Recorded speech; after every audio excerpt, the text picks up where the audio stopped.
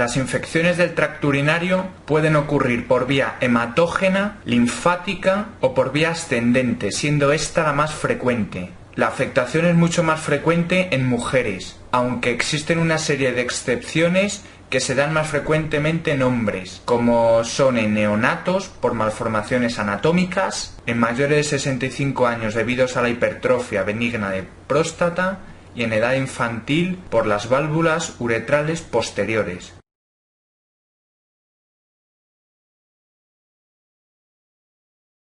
Por vía hematógena, los gérmenes más frecuentemente implicados son el Staph aureus y la tuberculosis. Por vía ascendente, recuerda que el germen más frecuente es el E. coli, una frase que os dirá la profesora en clase de CTO y que tenéis que llevar a rajatabla es la frase amarás al E. coli por encima de todas las cosas. Y esto es porque, como ya hemos dicho, la vía ascendente es la más frecuente y por tanto el E. coli va a ser el germen más frecuentemente implicado en las infecciones del tracto urinario, aunque existen una serie de excepciones, que por tanto debemos conocer bien. El E. coli, por tanto, lo deberemos elegir siempre, excepto en las ETS o enfermedades de transmisión sexual, en las que encontramos a la clamidia, en la uretritis y en la orquiepididimitis, a la clamidia o al gonococo como gérmenes más frecuentes. En los abscesos renales en adictos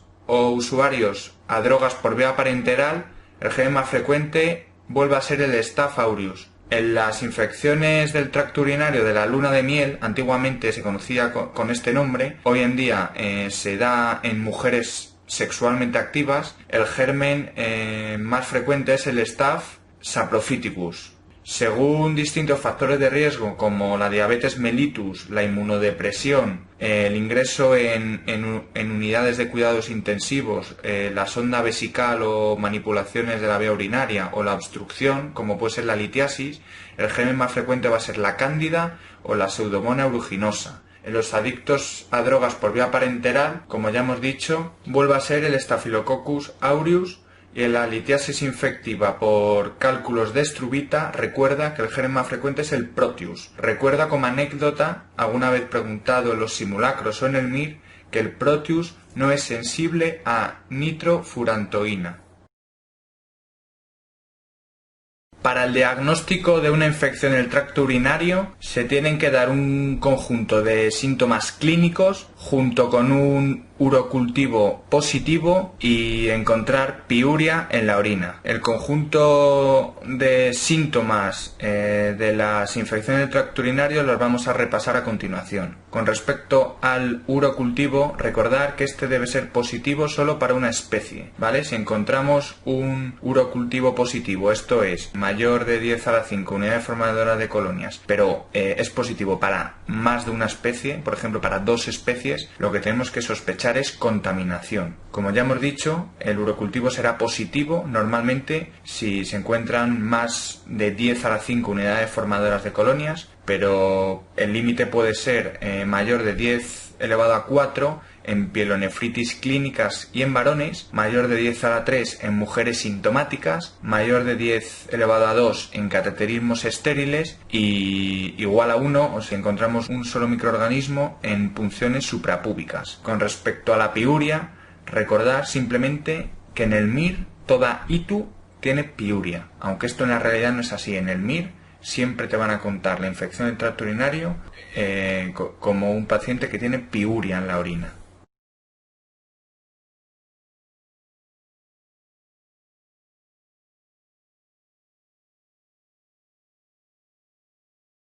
Las infecciones del tracto urinario pueden ser bajas, también llamadas cistitis, o altas, llamadas también pielonefritis. Con respecto a las ITU bajas o cistitis, como ya hemos dicho hasta la saciedad, ¿vale? Y no me cansaré de decir, el germen más frecuente es el E. coli. Clínicamente, una ITU baja o cistitis cursa con un síndrome miccional, con disuria, tenesmo, polaquiuria, hematuria terminal y puede aparecer también dolor suprapúbico.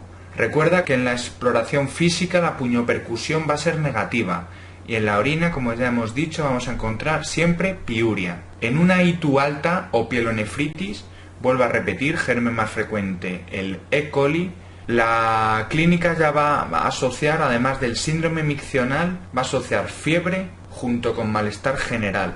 En la exploración física la puñopercusión va a ser positiva y en orina vamos a encontrar, además de piuria, podemos encontrar cilindros leucocitarios. Por tanto, el diagnóstico diferencial entre una cistitis y una pielonefritis nos lo va a dar la fiebre y la puñopercusión, que en uno va a ser negativo y sin fiebre en la cistitis, y en la pielonefritis va a haber fiebre y la puñopercusión va a ser positiva.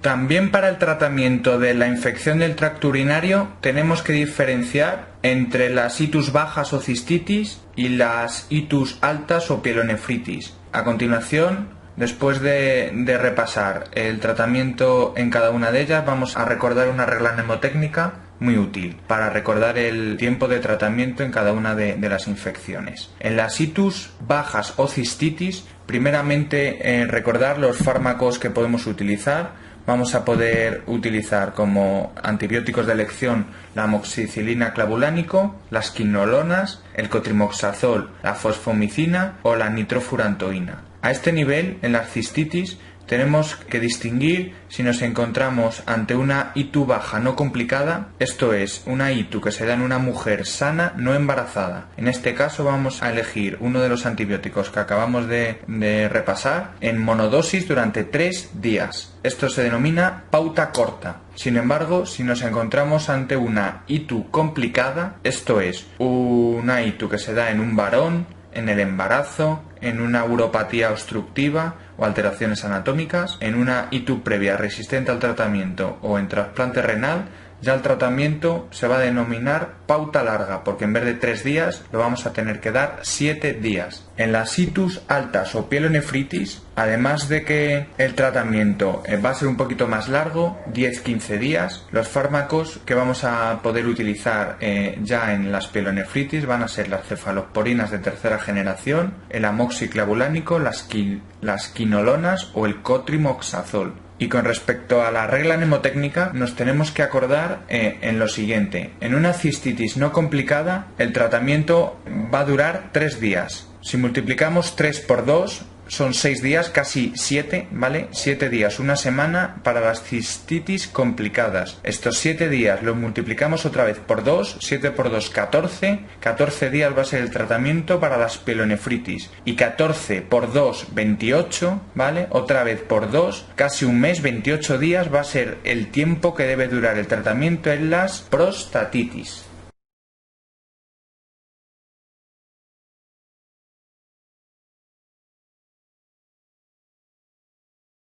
Ahora en esta rama vamos a repasar una serie de infecciones del tracto urinario un poquito especiales, ¿vale? Que tienen un manejo y unas características distintas a todo lo que acabamos de ver, que serían las itus generales o más frecuentes, ¿vale? Y por tanto es recomendable repasarlas un poquito por ser posibles preguntas de examen en el MIR. Por un lado vamos a repasar las infecciones del tracto urinario en la mujer embarazada, las itus que se dan en los pacientes que están con catéteres, la bacteriuria asintomática, que es muy preguntada en el MIR, la prostatitis aguda, las itus recurrentes y los abscesos renales.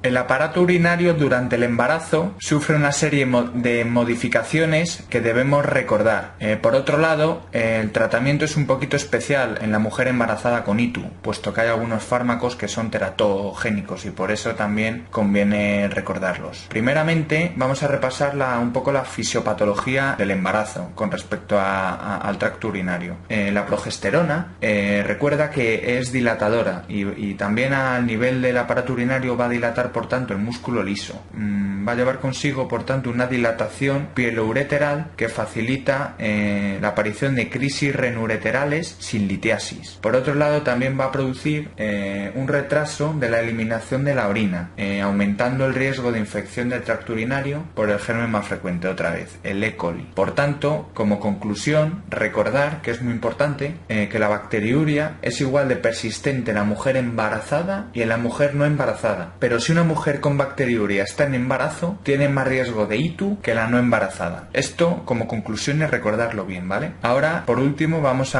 como ya hemos dicho, a repasar un poquito el tratamiento de las ITUs en las embarazadas. Recuerda que los antibióticos que se pueden dar en el embarazo para el tratamiento de una infección del tracto urinario van a ser los betalactámicos, la fosfomicina y la nitrofurantoína. Y no se pueden utilizar, están contraindicados en el embarazo por ser teratogénicos, las quinolonas, que van a producir una alteración del cartílago de crecimiento, las tetraciclinas, que van a producir dientes grises o negruzcos en los niños, las sulfamidas, recordar que producen kernicterus en el recién nacido, y los aminoglicósidos, que son nefro y ototóxicos para el feto.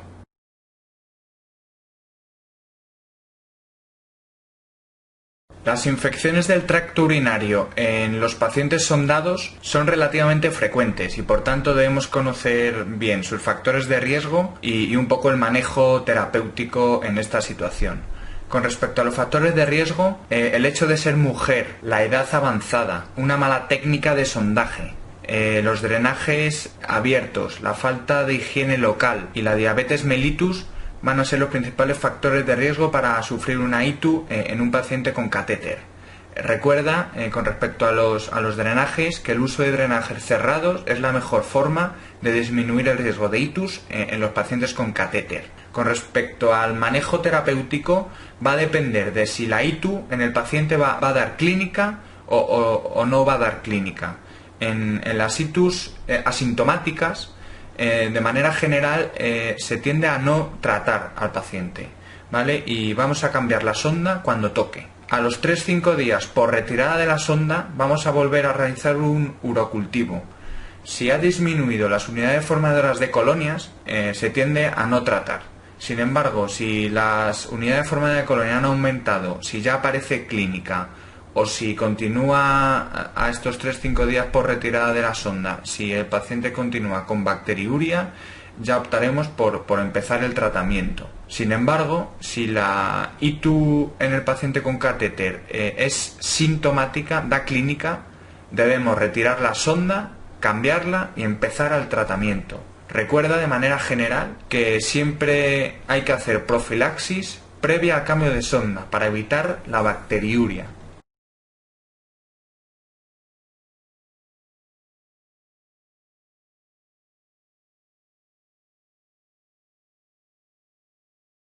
Recuerda que para el MIR, si no hay clínica, no hay ITU. Es importante que con respecto a la bacteriuria sintomática repasemos un poco su definición y las indicaciones de tratar o no tratar una bacteriuria sintomática. Una bacteriuria se va a definir como tal cuando vamos a encontrar dos cultivos positivos espaciados una semana para el mismo germen.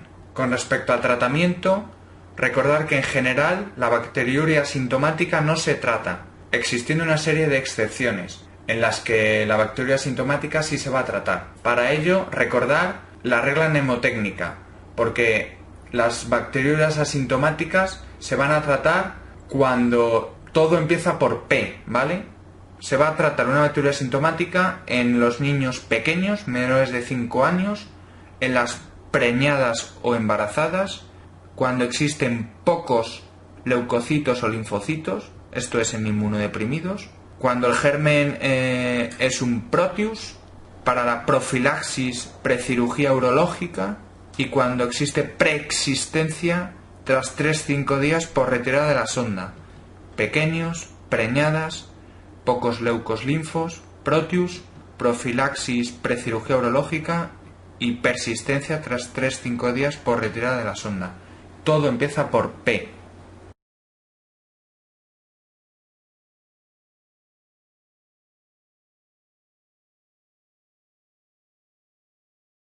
Con respecto a la prostatitis aguda, podemos decir de manera general, para repasarla un poquito, que como os podéis imaginar, el germen más frecuente va a ser el E. coli, como en casi todo. Es más frecuente que se asocie clínicamente con fiebre, molestias urinarias, más piuria. Con respecto a la exploración física, recuerda que no vamos a poder hacer un tacto rectal ni sondaje, porque podemos producir bacteriemia. La próstata se va a encontrar aumentada de tamaño y va a ser dolorosa porque está muy congestiva. De manera general, el tratamiento va a ser igual que las pielonefritis, pero 4 semanas. Al final de esta rama de prostatitis aguda tenéis un cuadro muy resumidito y muy fácil de repasar y posiblemente preguntado a veces en el MIR. Las prostatitis aguda, las prostatitis crónicas, la prostatitis abacteriana y la prostatodinia. Un diagnóstico diferencial muy sencillo y muy útil.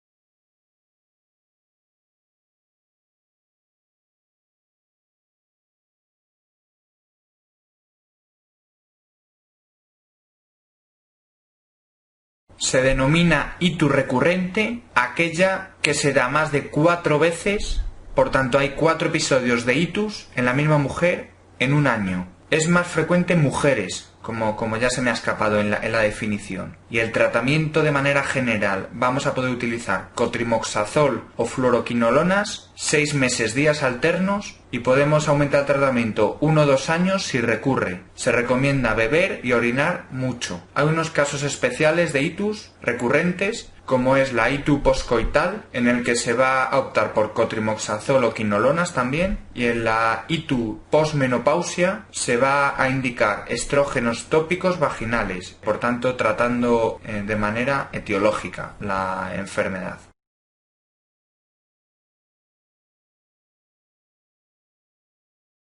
Con respecto a los abscesos renales, vamos a repasar un poquito los diferentes tipos que hay, la etiología, que podéis imaginar qué germen es el más frecuente, el diagnóstico y el tratamiento. Con respecto a los tipos de abscesos, podemos encontrar un absceso renal en médula o cortical renal, un absceso perirrenal en el que se encuentra entre la cápsula y la fascia de Gerota y un absceso pararrenal por fuera de la fascia de Gerota. Con respecto a la etiología, el germen más frecuente, el E. coli, se va a encontrar en las pielonefritis contiguas. Otra etiología frecuente en los abscesos renales va a ser el Staphylococcus aureus en adictos a drogas por vía parenteral, desde la piel. Para el diagnóstico, la prueba gold estándar va a ser el TAC y con respecto al tratamiento tenemos que asociar antibióticos intravenosos más menos drenaje percutáneo o quirúrgico, según corresponda.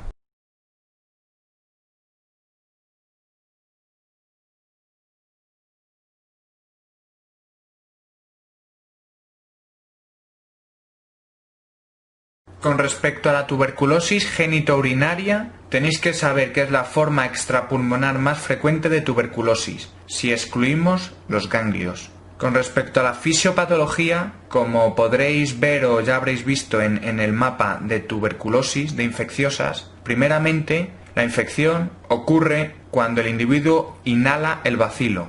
Se produce después la diseminación hematógena. En este caso va a haber una siembra en ambos riñones y 10-40 años después es cuando va a aparecer la clínica. Esta clínica de tuberculosis genitourinaria tenéis que saber que en el 90% va a ser unilateral. De manera general tenéis que saber clínicamente que el síntoma o clínica más frecuente va a ser el dolor sordo lumbar. La clínica más típica, sin embargo, va a ser la polaquiuria. La tuberculosis a nivel genitourinario va a producir estenosis y retracciones en la unión ureterovesical como localización más frecuente de estas estenosis. El riñón mástic va a ser un tipo de riñón en la evolución crónica de la enfermedad que va a producir destrucción total del parénquima. También recordar, es típico el epidídimo indurado o orquiepididimitis crónica. Pero lo más importante que tenéis que saber es que en el MIR siempre una tuberculosis genitourinaria se va a comentar en el caso clínico como paciente con piuria, orina ácida y cultivo estéril. Si nos encontramos estas tres cosas en el MIR, piuria, orina ácida y cultivo estéril, tenemos que ir directamente a la respuesta a tuberculosis genitourinaria. Por último, con respecto al diagnóstico, tenéis que saber que el cultivo en medio de Lowenstein es la prueba más importante. Es positiva en el 90% de los pacientes con enfermedad activa, aunque deben obtenerse al menos 3 muestras de días diferentes, ya que el paso de bacilos a la orina no es constante. Los medios de tinción rápida de Thiel-Nielsen son válidos, pero pueden dar falsos positivos por contaminación por Mycobacterium segmatis.